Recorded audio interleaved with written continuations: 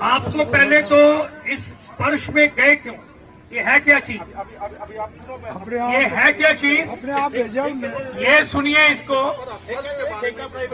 अरे सुन तो लो। ये क्या करते थे जब हमने जहां जहां पे भी हम थे अपने गांव में, जो भी हमारा बैंक था, रिटायरमेंट में हमने वो दिए और अपनी जो फैमिली है, वाइफ का नाम नंबर वो, और उसको फैमिली पेंशन के लिए भी उसका नाम नंबर सब नियुक्त किया गया अपने अपने बैंकों में। अभी जो गवर्नमेंट से ये बैंक थे वो हर एंट्री का कुछ पैसा लेते थे, और वो पैसा जो आज से काफी देर पहले की बात है 60 रुपया पर एंट्री। ये आज से कोई 10 साल पहले की है, अभी रेट बदली हो गया तो पता नहीं। तो 60 रुपए पर एंट्री के लिए वो हर महीने में जो भी होता था वो गवर्नमेंट से पैसा इन बैंकों को मिलता था। तो इसके मुताबिक हमारे पेंशनर्स थे, जो डिफेंस पेंशनर हैं, उनसे 1700 कोई 60 करोड़ रुपए का गवर्नमेंट को भुगतान करना पड़ता था बैंक को।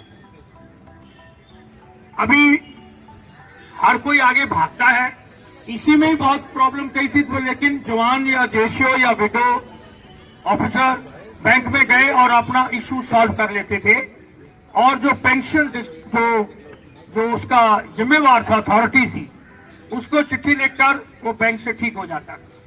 जैन वेटरन्स, कैसे आप लोग? मजे में? मजे में रहना चाहिए। दोस्तों, हमारे बहुत सारे बंधु ने कमेंट्स किया कि सरकार की साजिश है स्पर्श पेंशन बंद करने की, ताकि लोग भूखे मर जाएं।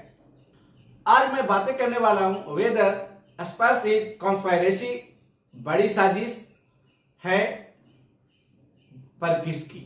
यह सरकार की साजिश है हम सबों का पेंशन बंद करने की, या सरकार को गिराने की साजिश है? आज इस वीडियो के अंत तक बने रहिएगा और देखिएगा कि आखिर साजिश किसकी है और कौन कौन साजिश करता है। चलिए आज बातें करने के हमारे बहुत सारे वेटरन जो परेशानी फेस कर रहे हैं, जो गांव में हैं, उनको पेंशन नहीं मिल पा रहा है, लाइफ सर्टिफिकेट अपडेट नहीं कर पा रहे हैं, और बहुत सारे फैमिली पेंशनर जिनका फैमिली पेंशन चालू नहीं हुआ है। तो इसके कारण सारे एक्स सर्विसमैन एसोसिएशन, चाहे ऑफिसर, चाहे वो पीबीआर्स हो, सैनिक ऑर्गेनाइजेशन, सभी एजिटेशन में है कि स्पर्श को ठीक करो, स्पर्श को ठीक करो, स्पर्श को ठीक करो, और सरकार को कोस रहे हैं। याद रखिए, भारत में सेना का बहुत बड़ा सम्मान है, और कोई भी सेना के नाम का उपयोग करते हुए सत्य के ऊपर काबिज हो सकता है। जैसे हमारे आज के भारतीय जनता पार्टी की सरकार ने बहुत जोर शोर से चुनावी रैलियों में उछाला कि कांग्रेस आई ने जवानों को उनका जो अधिकार है वो आरोपी नहीं दिया, हम देंगे, और आप सभी ने सरकार को वोट दिया। चूंकि सरकार मेजोरिटी में है, तो देखते हैं कि यह सरकार विरोधी ताकतों का काम है जो सरकार गिराने के चक्कर में लगी है, या सरकार की चाल है आपका पेंशन बंद करने की। तो सबसे पहले बातें करते हैं कि क्या स्पर्श की जरूरत थी, स्पर्श की जरूरत है? दोस्तों, पहले ट्रेजरी से पेमेंट मिलता था, फिर डीपीडीओ से मिलता था, बैंक से मिलता था, और सब फिजिकल ट्रांजैक्शन होता था। पेंशन बुक में एंट्री करना है, कैश गिनना है कि कितना पेंशन आया। और बहुत सारे ऐसे पेंशनर थे जो पेंशन के हकदार नहीं थे, फिर भी वो पेंशन उनको मिल रहा था। और बहुत सारे पेंशनर को पेंशन लेने में तकलीफ होती थी, और जब भी पेंशन रिवीजन की बात होती थी, फैमिली पेंशन चालू होने की बात होती थी, तो उनको बहुत परेशानियों का सामना करना पड़ता था। क्योंकि बैंक डिजिटाइज हो गया, सब कुछ ऑनलाइन हो रहा है। जैसा कि आप जानते हैं, पहले आप चेक से कैश निकालते थे, आज शायद ही लोग सब ऑनलाइन सिस्टम यूज करते हैं पैसा निकालने के लिए, पैसा ट्रांसफर करने के लिए। यानी डिजिटाइजेशन आने वाला एज का जरूरत है, ताकि जीवन अच्छा हो सके, आपका पेंशन टाइम पर मिल सके, और आपका पेंशन रिवीजन भी टाइम पर हो सके। याद है जब पहले टर्म में 2014 में ये भारतीय जनता पार्टी की सरकार आई, उस समय पूर्व वित्त मंत्री ने बोला था संसद में कि जो भारतीय प्रधानमंत्री जो यूपीआई डिजिटल ट्रांजैक्शन की बात कर रहे हैं, ये एक्चुअल में जमीनी हकीकत से दूर है। लेकिन आज देखते हैं, आप चाय पीने जाते हैं तो भी डिजिटल का एज है। यानी आने वाला टाइम की जरूरत है स्पर्श का डिजिटाइजेशन। तो सरकार को प्लान बनाना पड़ता है कि वर्ल्ड में डिजिटाइजेशन हो रहा है, तो इंडिया को भी डिजिटाइजेशन होना है।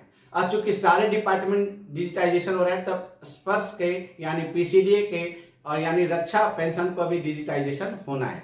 तो सरकार ने इसी के हिसाब से यह स्पर्श प्लान बनाया है, तो इसमें कोई बुराई नहीं है। अब बातें करते हैं कि सरकार का मंशा था इस स्पर्श को लॉन्च करने के लिए कि राइट पेंशन राइट टाइम पर राइट पर्सन को राइट अकाउंट में मिल जाए। तो इसका मतलब यह हुआ कि सरकार की यह साजिश नहीं है। सरकार चाहती है कि आपका जीवन हमारा जीवन बेहतर हो। तो अगली बातें करते हैं कि सरकार गिराने की साजिश है। ये एक बिल्कुल हो सकता है दोस्तों।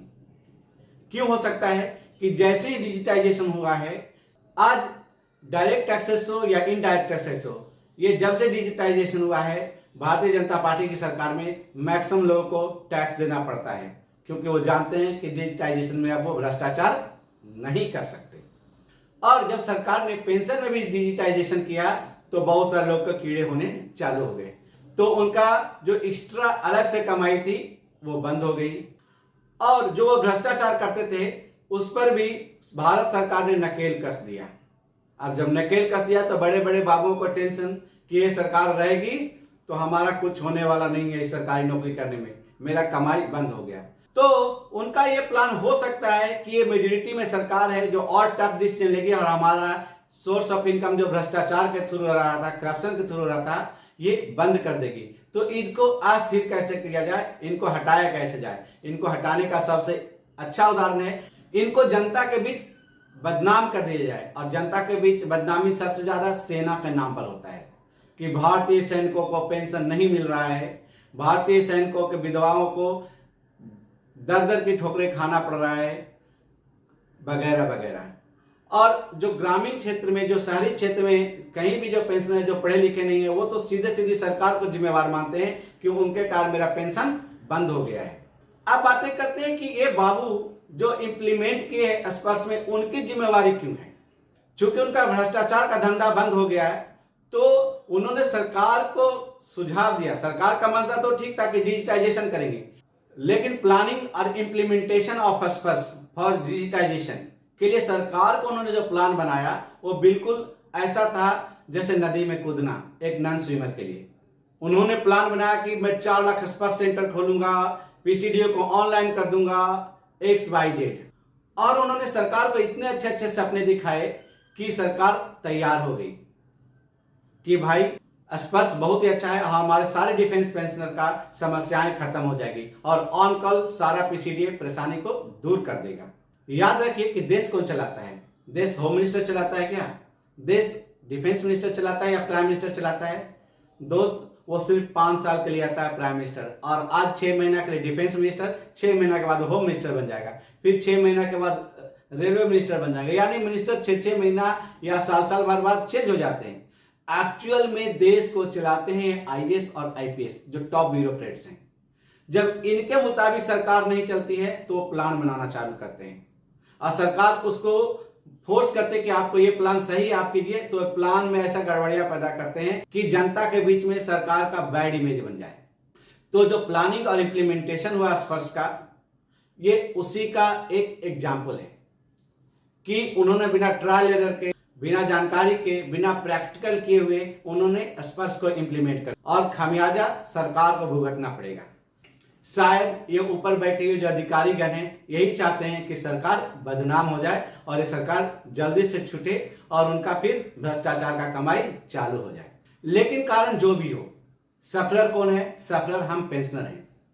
तो हमें अपने बातों को, अपने परेशानियों को सरकार तक किसी भी मीडिया से हो, सोशल मीडिया हो, लेटरबाजी करके हो, कंप्लेन से हो, अपनी आवाज को बुलंद कर और रक्षा मंत्री, प्रधानमंत्री तक अपनी बातें जरूर पहुंचाएं कि आपके अंदर में ये अधिकारीगण आपके सरकार के खिलाफ प्लान बना रहे हैं कि आपका सरकार गिर जाए 2024 में, आपको दोबारा पावर में ना आने दे। अगर आप ये बात सही जगह और सही अथॉरिटी तक पहुंचाएंगे तो शायद हम अपने पेंशन को बचा पाएंगे और परेशानियों को दूर कर पाएंगे, और साथ में जो भारत सरकार जो मेजोरिटी में है उसको भी सचेत कर पाएंगे। और उनके अंदर जो अधिकारी ये प्लान बना रहे हैं सरकार गिराने की, या उनके अज्ञानता, उनके निकम्मेपन की, उनके इनएफिशिएंसी की उन अधिकारियों को पनिश करें कि उन्होंने ऐसा प्लान क्यों बनाया। अगर प्लान इंप्लीमेंट ही हो गया है तो उनके ऊपर कड़ी से कड़ी कार्रवाई करें और कहें जल्दी से जल्दी ये स्पर्श का सिस्टम ठीक करके दो, और नहीं तो आप सजा के लिए तैयार रहो। इसके बारे में कमेंट जरूर करें, ये किसकी साजिश है, सरकार की साजिश या सरकार गिराने की साजिश है, या कोई सलाह देना चाहते हैं तो जरूर कमेंट्स करें और बताएं कि क्या सचमुच स्पर्श सफल हो, और सफल होने के लिए सरकार को और क्या क्या कदम उठाने चाहिए, और जो जिम्मेवार अधिकारी हैं उनके ऊपर क्या क्या कार्रवाई होनी चाहिए। जय हिंद।